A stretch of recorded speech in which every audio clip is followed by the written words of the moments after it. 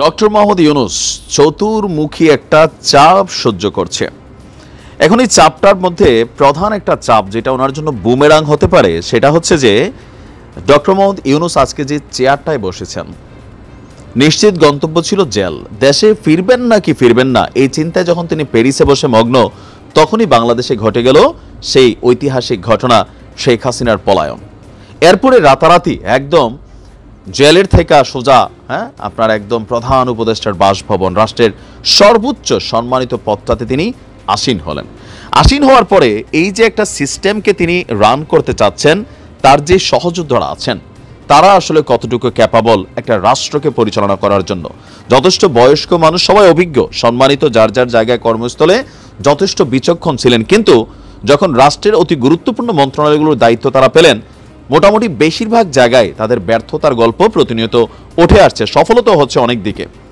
কিন্তু সবচেয়ে বেশি ঝামেলায় যে সেক্টরটায় পড়ছেন এটা হচ্ছে এই গণ অভ্যুত্থানকে এই রূপে নিয়ে আসতে যে সকল ছাত্ররা আহত হয়েছেন, যে সকল ছাত্ররা নিহত হয়েছেন, তারপর হচ্ছে যারা এই মুহূর্তে অন ট্রিটমেন্ট আছেন বা আন্ডার ট্রিটমেন্ট আছেন, তাদের ইস্যুটা কিন্তু একটা প্রধান ভূমিকা পালন করছে। এই ইস্যুতে দেশের মানুষের একটা বক্তব্য যে তোমরা কেউ মন্ডা খাচ্ছ, কেউ মিঠাই খাচ্ছ, কেউ ব্র্যান্ডের জ্যাকেট পরছো, কেউ বিদেশ ভ্রমণ করছো, অ্যাপলের আইফোন ব্যবহার করছো, আবার তোমাদেরই বন্ধুরা যাদের কারণে তোমরা এই জায়গাতে আসো, কেউ 2-4টা গাড়ি নিয়ে ঘুরতেছো, আর বাকিরা হাসপাতালে বিনা চিকিৎসায় বা চিকিৎসা প্রপার যেটা হওয়া দরকার সেটা হচ্ছে না। এগুলা কিন্তু একটা বৈষম্য তৈরি করছে। আর এই ইস্যুগুলো নিয়ে যারা রাজনীতি করেন অবশ্যই সরকারকে চাপ দিবেন। ভিপি নূর আপনার অন্তর্বর্তী সরকার প্রধানের উপদেষ্টার যে কার্যালয় আছে, ডক্টর ইউনূসের কার্যালয় ঘেরাও করার হুমকি দিয়েছেন গণ অধিকার পরিষদ। গণ অধিকার পরিষদের সভাপতি নূর বলছেন, আমরা পরিষ্কার করে বলতে চাই, ডিসেম্বরের মধ্যে আহতদের 1/2 কোটি, নিহতদের 1 কোটি টাকা ক্ষতিপূরণ দেওয়া না হলে জানুয়ারিতে ডক্টর ইউনূসের কার্যালয় ঘেরাও করা হবে। উপদেষ্টাদের কাউকেই মন্ত্রণালয়ে ঢুকতে দেওয়া হবে না। খুবই সুন্দর এবং গুরুত্বপূর্ণ সিদ্ধান্ত। আমরাও মনে করি রাষ্ট্রের তো টাকার অভাব নাই ভাই। এখন যেই ছেলেপেলেগুলো আহত হয়েছে, যারা নিহত হয়েছে, কারোর বাড়িতে কালকে দেখলাম যে 59 জনকে তারা 3 কোটি টাকার কাছাকাছি দিচ্ছে, তাহলে এভারেজে কত পড়ছে? তারা 5 লাখ টাকাও পায় নাই। 59 জনকে 5 লাখ টাকার মতন পাইছে, কেউ একটু বেশি একটু কম।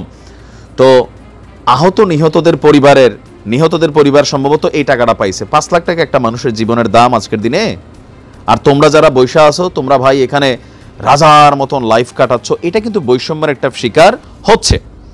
গতকালকে মানারাত ইন্টারন্যাশনাল ইউনিভার্সিটির বিপরীতে হাতিরঝিল ঝিলপাড়ে ঢাকা মহানগর উত্তর গণ অধিকার পরিষদের একটা প্রোগ্রামে গণঅভ্যুত্থানের শহীদদের স্মরণে এবং আহতদের সুস্থতা কামনায় অনুষ্ঠিত দোয়া আলোচনা সভায় তিনি বলছেন যে বারবার আহত নিহতদের সহযোগিতা এবং ক্ষতিপূরণের কথা বললেও সরকারের কানে পানি যাচ্ছে না।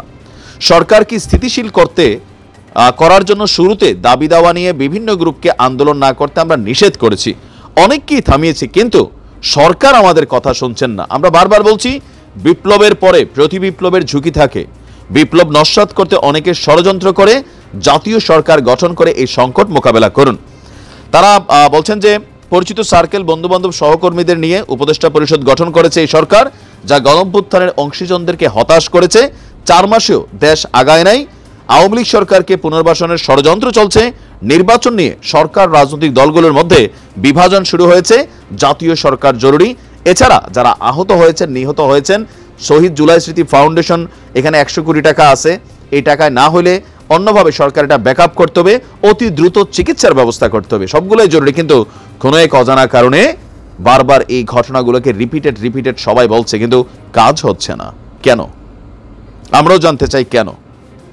আর এগুলা ডক্টর ইউনূসের জন্য একসময় কিন্তু বুমেরাং হবে।